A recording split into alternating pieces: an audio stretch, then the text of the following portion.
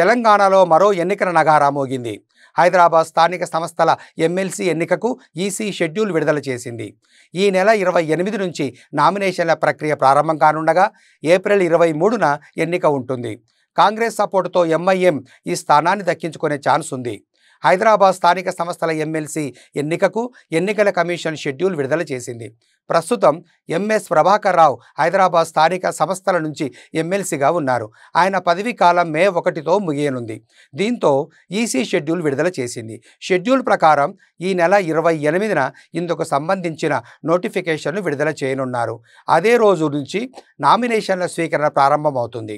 April 4వ తేదీ వరకు నామినేషన్లను స్వీకరిస్తారు.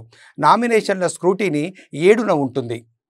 నామినేషన్లను విత్డ్రా చేసుకునేందుకు ఏప్రిల్ 9 లాస్ట్ డేట్. 23న ఎన్నిక నిర్వహిస్తారు. ఆ రోజు ఉదయం 8 గంటల నుంచి సాయంత్రం 4 గంటల వరకు పోలింగ్ ఉంటుంది. కౌంటింగ్ను 25న నిర్వహిస్తారు.